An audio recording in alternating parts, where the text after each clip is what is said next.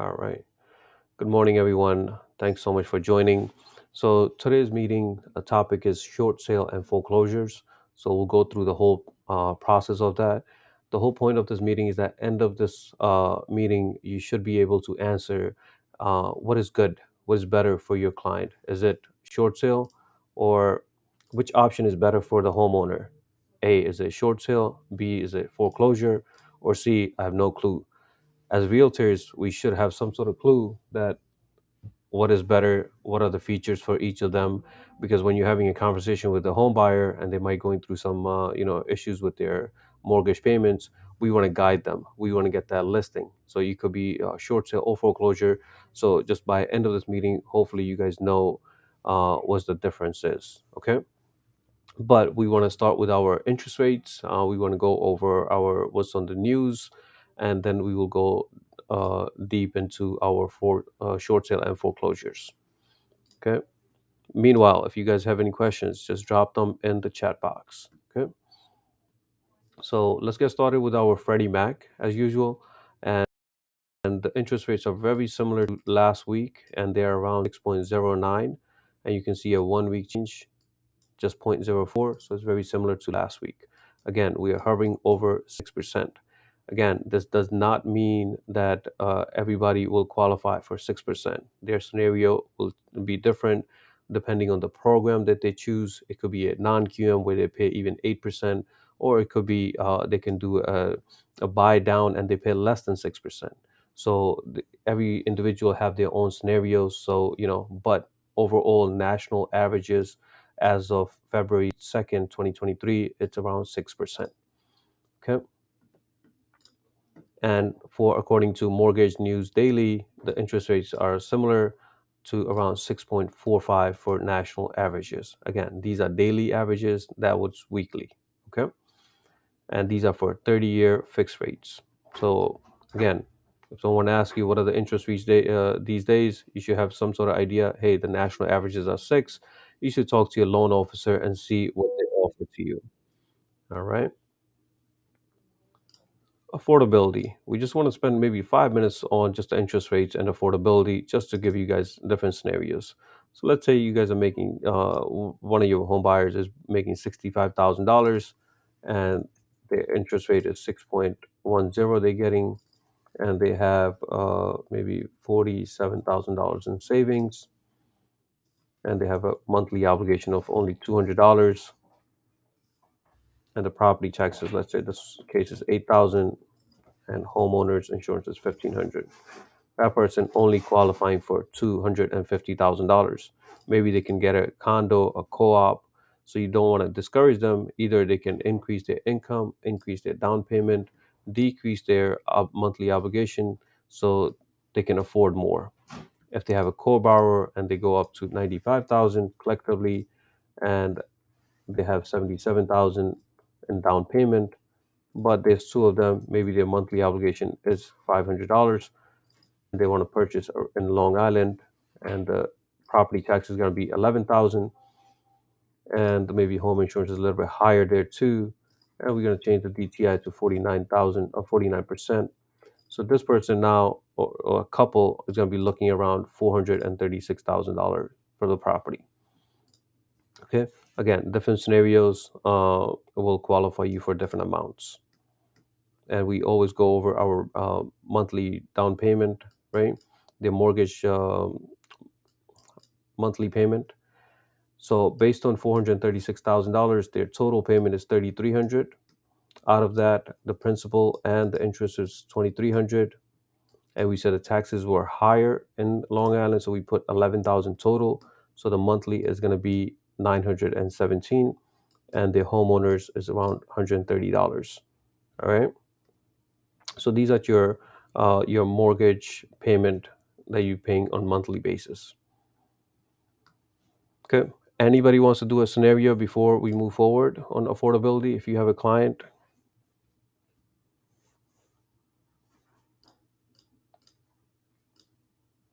all right. So we'll move on to our news. There's just two headlines, a few headlines that we see here. One of them is that, are we moving towards a buyer's market? Maybe. As we are mentioning that in every meeting now, I truly feel like we are moving towards a buyer's market, uh, but we won't be there until we have more inventory. Once we start seeing more inventory, we'll definitely will be in the buyer's market. So are we in a seller's market today? Answer is no. The reason being is that if the property goes on the market today, it's not being sold right away. They're hosting open houses. The prices are coming down a little or adjusting a little just because the interest rates are lower now. They were much higher. They are lower now, but we are heading towards a buyer's market. Hopefully by our springtime, there's more inventory out there, and we'll definitely be in buyer's market. And you guys will feel the difference too when you guys are making your offers with the contingencies and it's getting accepted, you're in a buyer's market. On the other hand, if you are putting in your offer and the seller said, or the listing agent says, no, we have higher offers, or we have offers without any contingencies, you guys want to do a home inspection, we have another offer, they don't want to do home inspection, you guys want to have a bank appraisal contingency, but we have another offer that doesn't, that means you are in a seller's market. Okay. So right now we said we are around in neutral because there's not enough inventory. More inventory comes in, we'll definitely be in the buyer's market. Okay. The interest rates, just in general, right? The government is increasing them on every 6 weeks. Every 6 weeks they have a meeting. Every 6 weeks is going up a little. The last meeting that the Fed had was the only meeting that they increased it by 0.25. It's also known as 25 basis points, right? Which is a good sign. They're saying that they were going really harsh, where they were going 75 basis point. They're not just talking about mortgages; they're talking about overall economy. It could be you trying to get a car loan, that gets hit hard right away, right? When you're purchasing a mortgage, again, those interest rates will be affected. They're not directly affected right away, but they are affected by the government. The government keeps increasing the interest rates, obviously we'll feel that pain too, and we have. But now was a good sign since the last meeting that they only increased it by 25 basis points. But according to Powell on inflation, is that we will stay on the course until the job is done. And when they're mentioning job is done, they're mentioning the inflation rate. They want the inflation to reduce to 2%, which seems pretty hard, but they are gonna go for it. The highest we saw was like 8 or 9% inflation rate, but some items we saw it was even higher than that. So they are controlling it. Those are the tools that they have to control the supply and the demand. When they increase the interest rates, they want less people buying or doing transactions. When COVID time, there was no transaction. They dropped it down all the way. That's why we saw 2.99 interest rates, 3% interest rates. We will not see that again unless there's another pandemic or another crisis. We hope that never happens, but those are the only two times that they will do something like that. Okay. So the government is slowing down on their increases.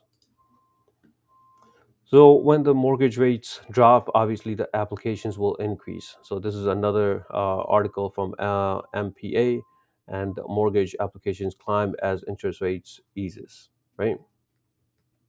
So they're just saying that the mortgage applications took another step in the right directions this week, with the Mortgage Banker Association reporting 7.4 increase in volume for each for the week ending in February 3rd. Again, this is a good sign. More buyers out there. We're realtors. We want to be part of those deals. Okay. Any questions so far, guys? All right. So this is another good chart that we saw here, and this is a turning point for the housing market with a question mark. And this is for home builders. These are new constructions that's being built, right?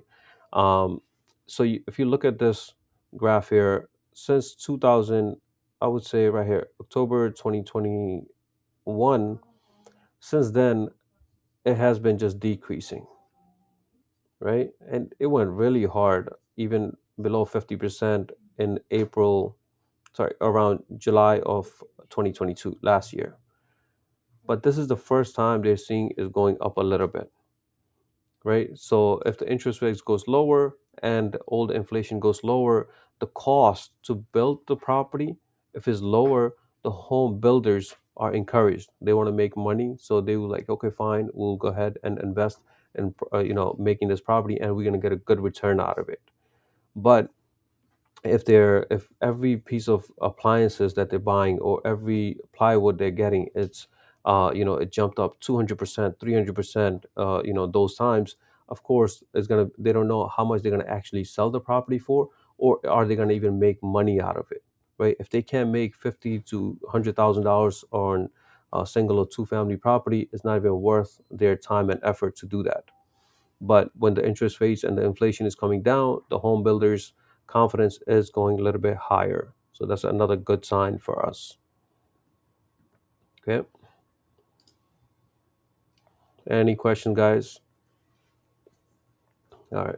So this was another article that I saw. This shows that 5 tips for new agents to kickstart their career this year, right? And briefly, number one is your online presence.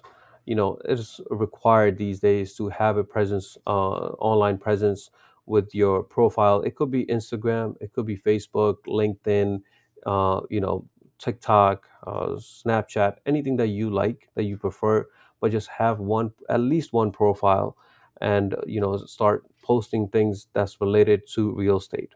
So you want to get the word out there. You want to tell clients that you are in real estate, you can help them buy, sell, or rent. Okay, so creating your online presence. With that comes your branding yourself. You want to brand yourself as a realtor, right? And we have, you want to network with other professionals. We legit have, about 60 agents, a little over 60 agents within our company. And you guys have Microsoft Teams. If you just type in their name, you can have a, chat with them, or send them a message or whatnot, even call them if necessary. We have our WhatsApp group. You guys can communicate through that. And you're not just limited to our agency. We're all about you. You're developing yourself, and getting your name out there as a realtor. So you should be talking to other brokers or other agents that's with other agencies, and just letting them know that, hey, you're a realtor. If they find a property that's off market, you might have a buyer for them. So you guys, just have a good relationship with other people. Networking, never a bad idea. And invest in technology. I think this is where we come in. There's a lot of brokerages out there that are not offering what we're offering. We're not saying that we're better than anyone, but we're just offering stuff like all the technology for free, like KV Core, Dot Loop, Microsoft Teams, Outlook, all your CRM, which is your KV Core. Just utilize them. Use them if you need to learn. Schedule one-on-one meetings with me, or start using YouTube to start learning about those softwares.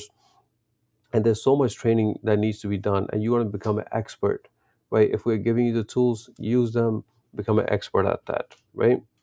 And invest in coaching and training. If you want, me to go through a training with one-on-one, you have our calendar link. You can schedule it anytime you like. If you want other coachings, there's a lot of other brokers out there. It doesn't have to be from New York, but they have online training. If you see a course online and you want to learn from them, why not? Even if it costs you a couple of $100, but it will go a long way. you know it could be commercial classes. It could be learning just by listing. I'll be sharing um, one of the persons, the coaches that I used maybe about 4 years ago, Davis. I believe one of our agents was referring them to me last time. So I'll share their information too. So if you want to, get in touch with them or learn about their courses, that'll be good. We're doing the continuing education, very is very basic. They just, it's 22 hours. It's necessary, it's needed, but we want to do a little bit more than that, right? Educate yourself, so you can be confident when you're talking to your clients. Okay. Any questions on that, guys? All right. So we're gonna talk about short sale versus foreclosure, right? So, like I said, after this meeting, I hope that most of you guys can answer this question: which option is better for the homeowner? Is it A, short sale? Is it B, foreclosure? I hope nobody says C. I have no clue. Okay. So let's talk about short sale. When you hear the word short sale, it is telling the bank that they have the homeowner currently stop making the payment, right? And they have a loan. We're going to give an example for $500,000.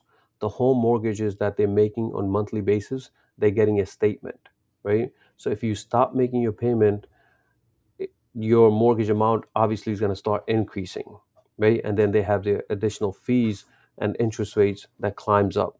So let's say they started with the home mortgage at $500,000, and then they were paying for, let's say, 4 years or so, and it went down to 470, right? But now after 4 years there was a hardship with the homeowner and they stopped making the payment. Now the loan amount is increasing every month, right? So now the property's value, it's less than $500,000, right? Now the loan amount exceeded, right? It went over the what we can sell it as realtors can sell it. If a realtor looks at the property and says, "Hey, this is not worth more than $400,000," but the mortgage amount is $500,000, that homeowner can never recover that money, right?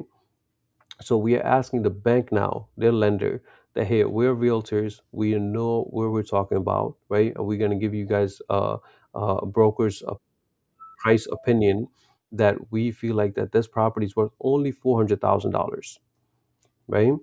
Even though this client's homeowner has a mortgage for $500,000. So we want to do a short sale. Would you approve this? So the bank is not going to say, fine, we will approve it, no problem. They're going to go through a lot of steps, which we'll go over, right? But the bank will only approve it if there's an actual hardship. If the person actually has a problem, the homeowner has a problem, they lost their job, or they have some sort of issue, mental, physical issue, and they cannot make it. So obviously, the lender knows that we are not going to get any payment, and the balance is going to keep increasing. Fine, we'll go ahead and approve that $400,000 or 450 or whatever the case might be, but short sale is going to be less than what the amount is owed. That is the key there. If you guys can just understand that concept, I think you guys are in good hands. Okay, so that is their first step as short sale. When it comes to foreclosures now, right? Foreclosures will be the additional step. Now the bank is saying that you had your fair chance, you stopped making your payment for a year now, and we know that the property value is going to be lower than what you owe us, but you still have to owe us. If the homeowner does not contact any realtor and does not does a short sale, the bank will force them to the homeowner to the court and do a foreclosures there, right? They will put it on the auction and see whoever has the highest bidder and give that property to that person. Okay, so short sale is the first process that the homeowner can actually, talk to a realtor and go through that process. Foreclosure, you can think of as if the lender forcing them. The lender is forcing the homeowner, hey, you have stopped making a payment. We're gonna take you to the court. You're not gonna get anything out of that. Okay. So the answer should be clear, right? So what is a good option for them? Is it short sale or foreclosure? And we'll go through that.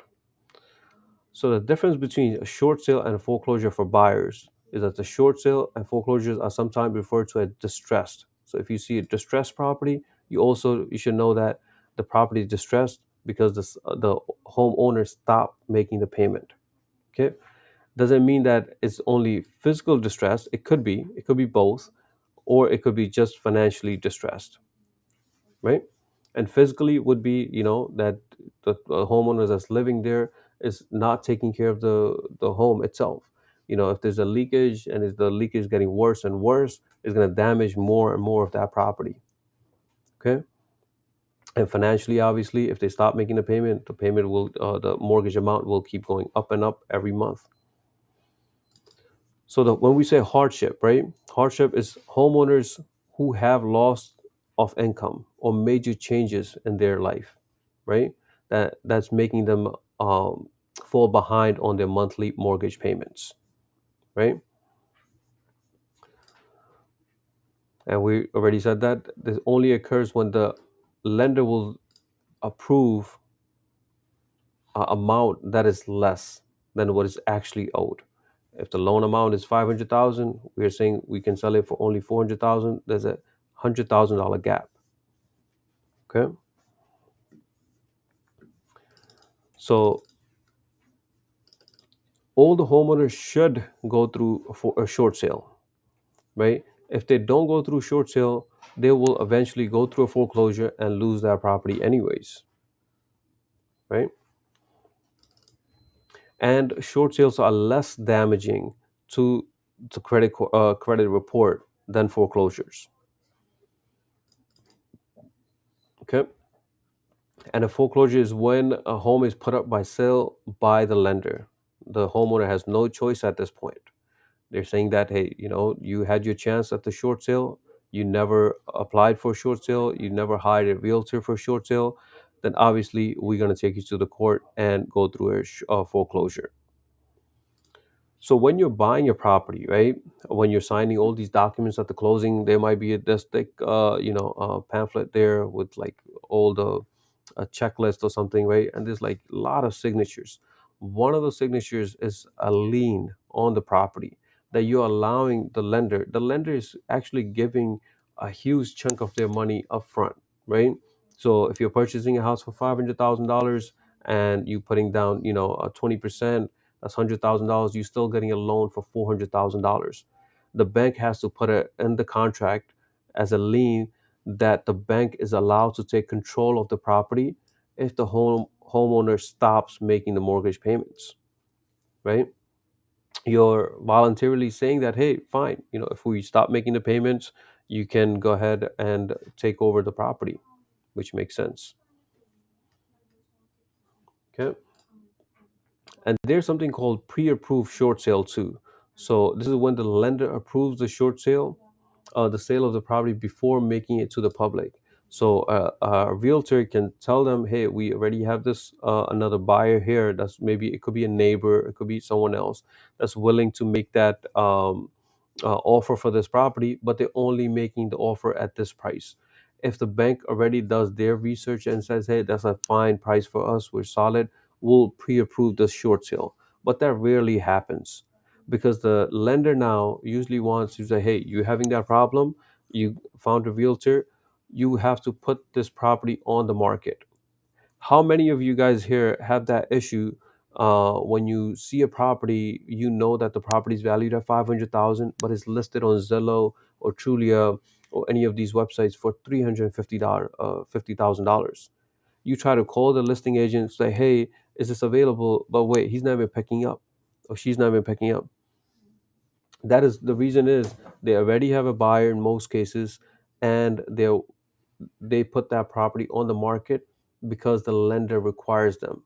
The lender will say, "Hey, put this property in the market," and they will have it on the property on the market for maybe 6 months. And the bank is saying that we want to make sure that the realtor is doing their part of getting us the highest and the best offer, and he can only do that if he puts it on MLS so everyone can see it. So maybe some of the listing agents that you saw, they don't even put it on our MLS on LIBOR, but they'll put it on the New York State MLS. It's a MLS, but it's not seen by any more people than our LIBOR, right? So they try to play all these tricks and games and everything like that, but as realtors, we shouldn't, right? But they're doing this because the lender is requiring them to put it, and they already have a buyer on their in their pocket, right? But that's not the right thing. You want to put it on MLS.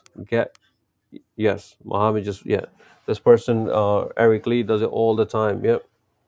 So you will see that many many times, but that shouldn't discourage you. When I was doing this, I would just call up if there's a voicemail. I would just leave a voicemail, and I usually don't expect anyone to call me back when it's a short sale, but if they do, great. But just know the process. That's the reason they're not picking up your calls, right? So once the realtor does get an offer, he will send that offer to the lender. Hey, this is the highest offer that we have, right?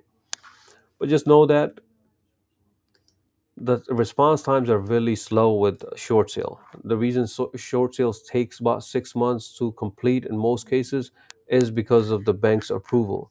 They will do a million different things just to see, does this number make sense to us? Are we willing to take a hit on this transaction for this much? If it makes sense, fine. Maybe it's they stop making the payment for a long time and they just feel like this price is just, they'll move forward. But if it's not the case, they won't, right? They'll say either we're going to take you to foreclosure and get the highest bid from there, or your realtor finds us a price that we like. Okay. So the bank's main goal is to recover as much money as possible from that sale, right? They're not trying to lose a lot of money out of that. And what are the pros for the short sale? Right? The condition, the property's conditions. Short sales tend to be a better shape than foreclosures. The price point, short sale homes are often a great bargain. Sellers sometimes get it below market value, right? And there's less competition out there because people know that the short sale have a longer process time. When you're making an offer, usually you want to, most buyers, if it's a first time home buyer, they're staying away from short sale foreclosures. But if there's an investor out there that's willing to wait, then they go with that. But you will not find a first time home buyer trying to look for short sale or foreclosures. There are home buyers that will call you now and say, "Hey, I see this property on Zillow for $350,000. Can you help me?" And you have to be upfront with them. Tell them, "Hey, this is a short sale. It clearly says it's short sale. It's a much longer process. It usually comes occupied with tenants. Do you really want to deal with that, or will your lender will deal with that?" Right? And majority of these short sales and foreclosures doesn't have to be, but majority of them are cash deals where the bank is getting offered, hey, this person is offering $415,000 cash, or this person is offering $430,000 with the mortgage. They probably go with the cash deal even though if it's a little bit less. Okay. Again, the cons for short sale, the risk, it's just a riskier, much longer process time, right? And the effort too. Buying it through a short sale, it takes a lot of additional documentations, fact checking, and stuff like that for both the realtor and the bank, and so many follow ups. And the process, what we already know, what we're doing as a realtors, is very similar. But as long as the homeowner has a hardship, that's number one. If there's no hardship, the person just decides to stop making a payment, the bank will not even listen to them. It has to be a legitimate hardship, right? The homeowner has a hardship, he stopped making the payment, or she stopped making the payment.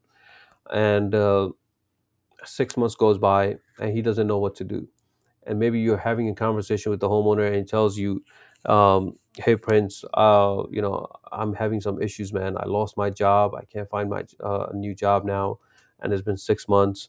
Can you help?" And this is where you come in as number two. You're the realtor. You want to tell them, "Yes, let's try to get this deal closed before the your bank takes you to the court," right? If you stop making a payment and eventually they will take you to court, it's just a matter of time, right? So let's start doing a short sale. And he's going to ask, "What is a short sale?" And you're going to tell them, "Hey, you have a legitimate hardship. We can try and you tell me what your loan amount is. And I looked at the property, it's valued at this much. And let's ask your lender if they will approve a short sale. I'll put in the MLS and all that good stuff. But let's see if we can get the approval." So if he agrees, he gives you the listing, you put it on MLS, you're gonna try to find a buyer. Just like how you're doing a regular transaction, you're doing the same exact thing there. You're finding the buyer that's willing to put in an offer, and you will forward that offer to the lender and the homeowner. You can tell the homeowner, "Hey, we received the offer for 375. Here's a copy, and I'm gonna send a copy to the lender." Right? The lender will review it, go back and forth with you, and eventually, hopefully, they approve the short sale and you have a short sale closing. Okay. Does that make sense, guys? Any questions, concerns on this? I hope you do.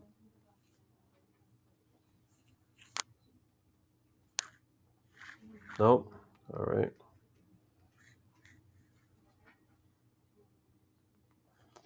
It does not it does not have to be all cash. If it is, it does help. If it's all cash offers, you can The lender prefers that, right? And we'll go through those two. It's just that it's a faster closing time. When we're saying cash deal, the money is already in the bank, right, from the buyer. Why does it still take another week, 2 weeks to close that deal? We want to make sure that there's a clean title, right? The title has to come in, has to make sure that there's no liens left, everything's clean, then they can close it. But if it's a mortgage now the lender, the new lender that the buyer has, they're gonna do appraisals. They would probably want to do a home inspection, but it's gonna be a longer process. So the lender, if they have two offers, one cash and one with the bank, they usually go with the cash offers. Okay. And there's some hard money loans out there, like we mentioned last time. There are companies that will give you hard money loan. It's great for investors who know how to flip, but I would stay away from it if it's your first time doing this, just because you don't want to start making that hard money loan payments, and you're not able to sell the property. So just be careful on those two. Okay. So now let's talk about foreclosures. Your homeowner had a hardship. They had, stop making the payment for 6 months. They did not find a realtor, and they did not put it on the market to sell it. Now they have to, the bank says enough is enough. Your balance is increasing. It's been a year now. We're going to send this to the auction through the court system. So we'll go through that in our property shark. There's two courts, one in Queens here, one in every county has one, and one in Nassau that we usually go to. And those are all the foreclosures. Those properties already, been on the mark or stop making those payments for at least a year plus time, and the lender had enough of that, and they just want to close this deal, find a new buyer, and move on. For those, definitely the cash buyers are preferred. So usually you would take 10%, it could be cash or cashier's check, to the auction and start making your bid. There's, auction has, it could be 50 people, it could be 100 people. They name out they call out the property address. It could be 123 Main Street. Hey, we have a lien on this for $300,000, and your bidding starts now, and there's going to be increments of $5,000. So different people start, raising their hand and putting in the bets, sorry, their bids, and whoever gets the highest, and this is done within less than 5 minutes. As soon as they say, going once, going twice, sold to that person. And usually they would want to get that 10% upfront. They give them the documents that they have to close this deal within the next 30 days. Okay. So they would bring in the rest of the money at the closing, and they close that deal. Okay. So the condition now, right, for the property is a little bit more damaging for foreclosure. So it's already gone to a point that it maybe it's been a year now, maybe a year and a half now, um, and the property for foreclosures is a little bit worse than the short sale. Okay. Next is your credit score. So when you go through a short sale or you go through a foreclosure, just like how you stop making, let's say you have a credit card and you have a late payment, it will decrease your credit score a little bit. If you stop making payments on two or three credit cards and it's piling up, your credit score is going to keep dropping every month, right? So for foreclosures, it may lower your credit score from 250 points to 450 points. But when it goes to short sale, it might drop only 50 points. Okay. Question here. Okay. For foreclosures, so does the allow us to see the properties? In both cases, it's a no, right? Even if it's a short sale. With short sale, it could be a maybe because the owner still have access to it and you can show it. But if it's tenant occupied, it's definitely a no in both sides. If it's owner occupied, then yes. Okay. And now with foreclosures, the person who's going through this short sale now or foreclosures have to wait 5 years in order to purchase a new property, whereas going through short sale they can do it after 2 years. Okay. Questions, concerns on this, guys?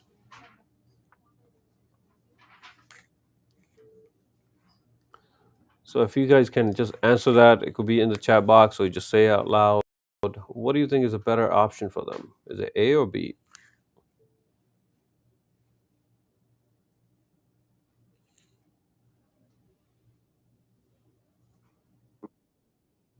Yeah, everyone should go with A, right? Because as realtors, you're looking for homeowners that are going through some issues with their monthly payment and they have a legitimate hardship. There's a lot of benefits we said. The credit score, drop as much as if they go through foreclosures. So many benefits that we just went over, right? So the answer should be, hey, your best option for the homeowner is short sale. Okay. Questions, concerns? Hey, Miranda, you had a question?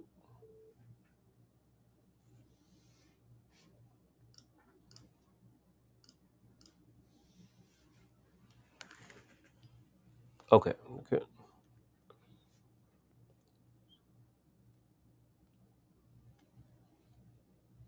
Mohammed, what are you trying to say there? I would say seller point of view is better. Yeah. Oh, so okay. So you're saying for the seller, we're talking about the homeowner because he's the one who's going through a short sale, right, or foreclosure, and he has a hardship. So when we're the listing agent, we're only thinking about the homeowner. How can we give him the best options, right? So his best option should be, hey, let's go through a short sale, even if it might take 6 months, and you have a legitimate hardship, and we'll try to convince the bank that we can sell it for this much, right? If that doesn't happen, obviously there's going to be no other options besides your foreclosures, and it's going to hurt him in every way. It could be the credit score, it could be the income, everything like that. The property. In both cases, they do lose the property. There's going to be a new homeowner coming in, right? Questions, concerns, guys? Like at realtors, we should know the difference. We should know how to talk to these homeowners out there and advise them. Basically, that's what they're looking for. They might be talking to different realtors out there, and if you can give them the best advice, they will probably want to work with you. Okay. How about the commission, guys? Nobody asked me for the commission. You know how much commission you guys gonna make, or who decides that? So the bank will allow you to make up to 6% commission, but it can't be one agent making that 6%. So it could be three, one agent, three the other, but six is the max that they will allow. But uh, the lender will pay that amount. So the bank will approve it up to 6%. If there's two agents, if it's just one agent, up to 3%. Make sense?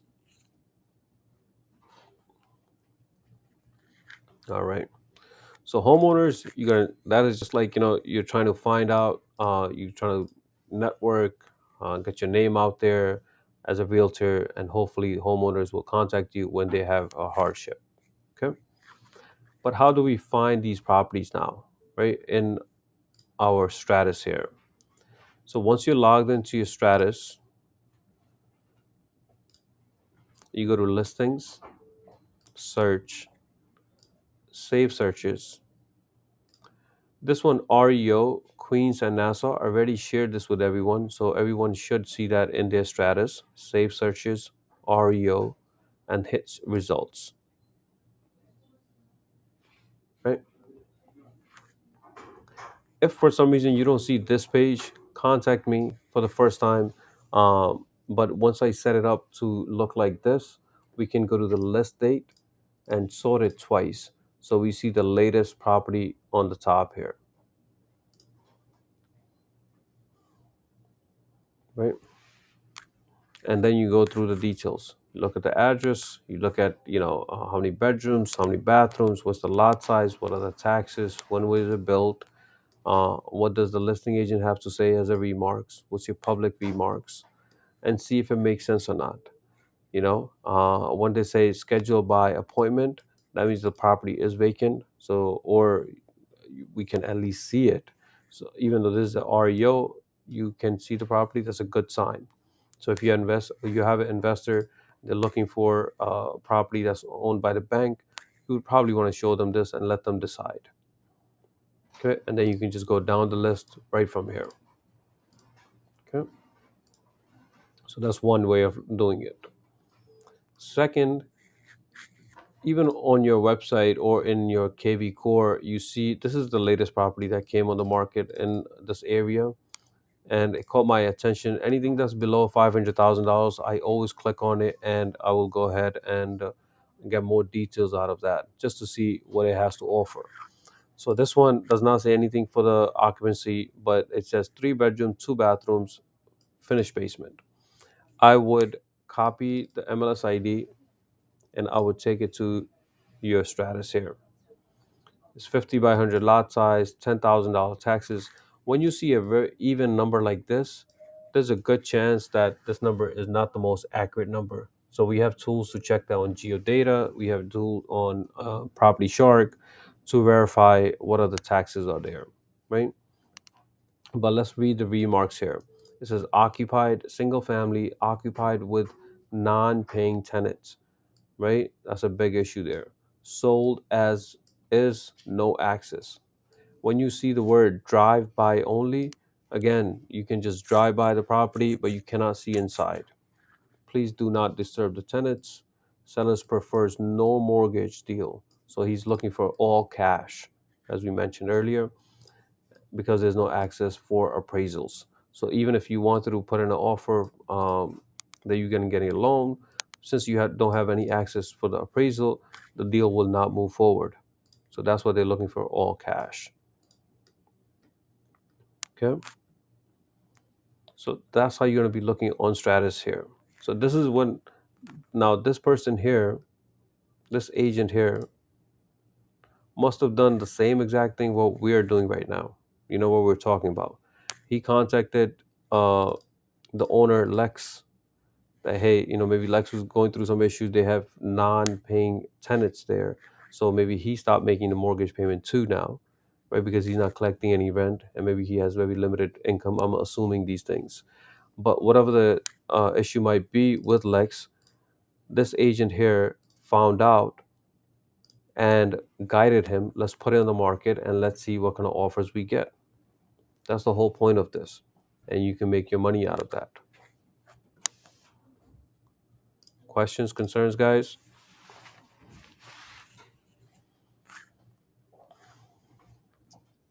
Yep.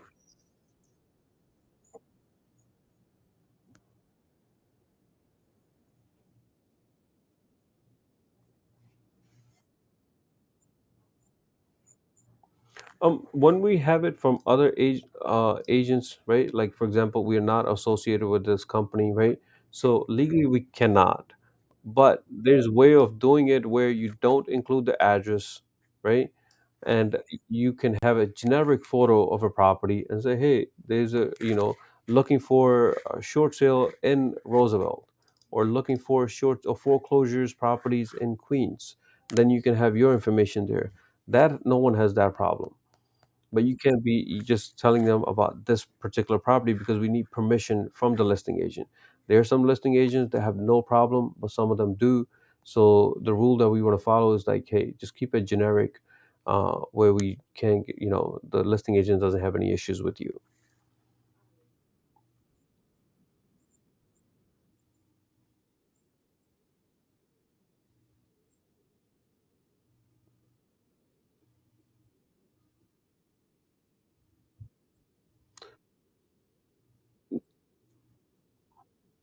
Yeah, yeah, for sure, for sure. Yeah, there's a lot of listing agents out there who say, "Hey, this is my listing, promote it."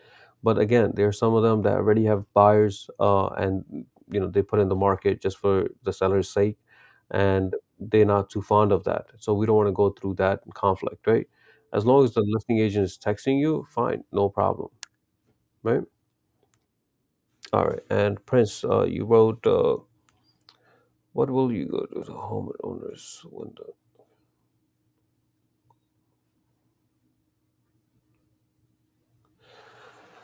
Okay, the homeowner legally will not get anything. They will just have, I mean, without your help, Prince, right? And nothing is done through the short sale, they'll still go through a foreclosure and still get nothing out of that, right? But stay after the meeting and I'll go a little bit more details into that. And for MD, you say without pre-approval from the bank, does the seller able to list the short sale? Mm, yeah, yeah, we can do that. The bank doesn't have to give you the seller doesn't have to give the permission to sell the property, right? The seller can do it. It's just that if you that's what we always say. This price here, the listing price is not selling price. Listing price is just saying that, hey, this is the price that we think that we can get for this property. And there's two strategies. You can either put it at the lower end, right? This is we were talking about a normal deal. If the property is worth $500,000, their sellers out there is like, no, I think my property's worth 550, right? And you truly know that it's worth around 500,000 because you do the comps, right? So maybe he will say put it the highest as possible, so maybe put it for 545, and then we'll negotiate that down.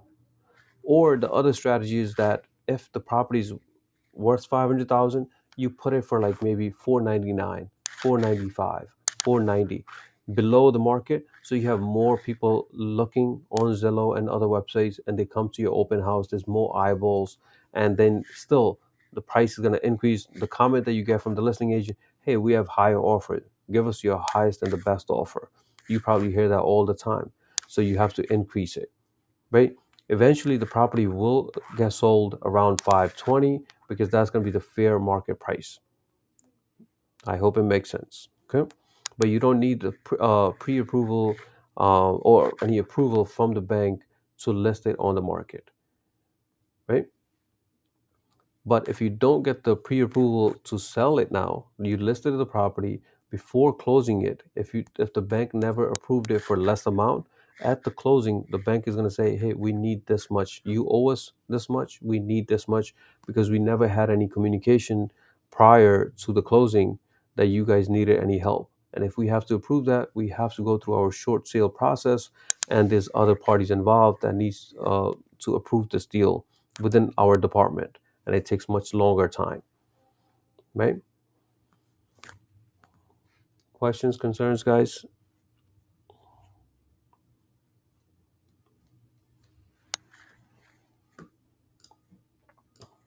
All right.